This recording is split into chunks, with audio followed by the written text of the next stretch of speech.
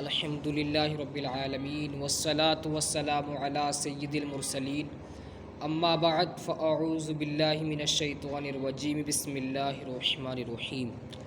فرمان مصطفیٰ صلی اللہ تعالی علیہ وآلہ وسلم ہے کہ جس نے مجھ پر ایک مرتبہ درود پاک پڑھا اللہ پاک اس پر 10 رحمتیں نازل فرماتا ہے۔ صلو علی الحبیب صلی اللہ تعالی علی محمد صلی اللہ تعالی علیہ وسلم۔ اس بات روم کو یوز مت کرنا کوئی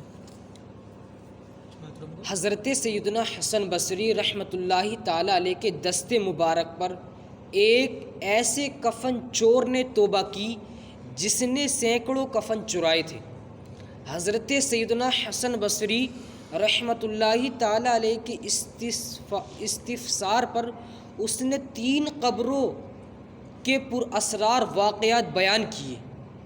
چنانچہ اس نے کہا کہ ایک بار میں نے ایک قبر کھودی تو اس میں ایک دل ہلا دینے والا منظر تھا۔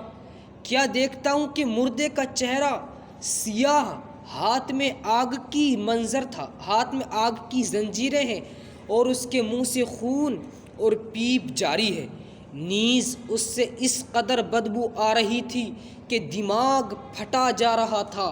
یہ خوفناک منظر دیکھ کر میں ڈر کر بھاگنے ہی والا تھا کہ مردہ بول پڑا، کیوں بھاگتا ہے؟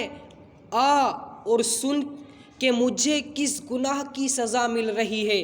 میں مردے کی پکار سن کر ٹھٹک کر کھڑا ہو گیا اور تمام ہمت اکٹھی کر کے قبر کے قریب گیا، اور جب اندر جھانک کر دیکھا تو عذاب کے فرشتے اس کی گردن میں آگ کی زنجیریں باندھے بیٹھے تھے۔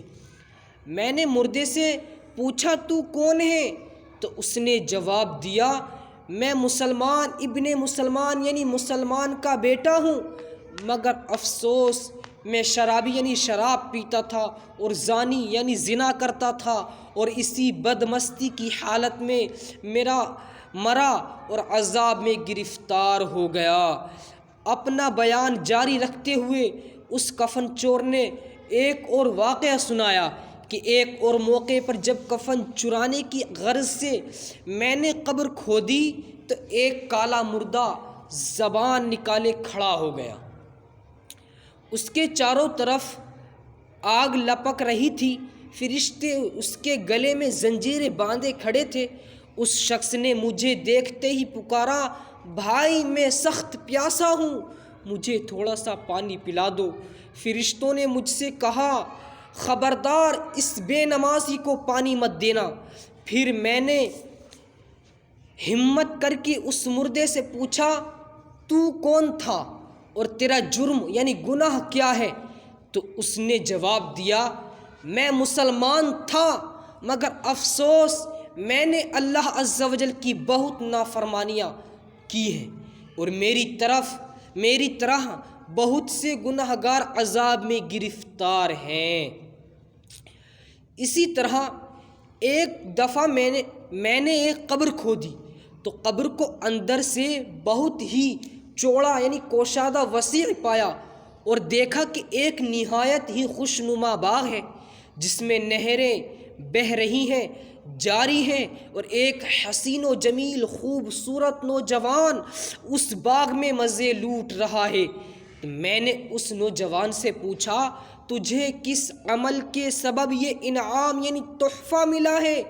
وہ بولا، میں نے ایک واعظ سنا تھا، ایک بیان سنا تھا، ایک تقریر سنی تھی کہ جو شخص عاشورہ کے روز 6 رکعت نفل پڑھے اللہ عز و جل اس کی مغفرت فرما دیتا ہے۔ لہٰذا میں ہر سال عاشورہ کے دن 6 رکعتیں پڑھا کرتا تھا۔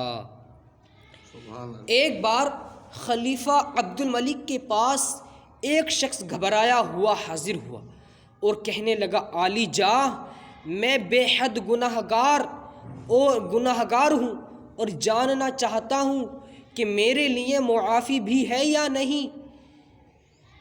خلیفہ نے کہا، کیا تیرا گناہ زمین و آسمان سے بھی بڑا ہے؟ اس نے کہا، بڑا ہے۔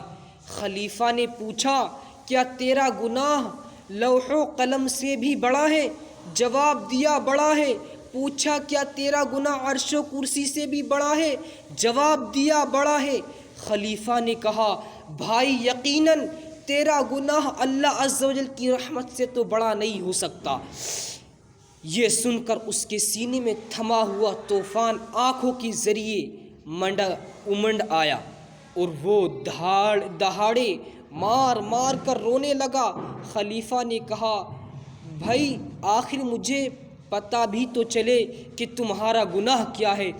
اس پر اس نے کہا حضور مجھے آپ کو بتاتے ہوئے بے حد ندامت شرمندگی ہو رہی ہے، تاہم عرض کیے دیتا ہوں شاید میری توبہ کی کوئی صورت نکل آئے۔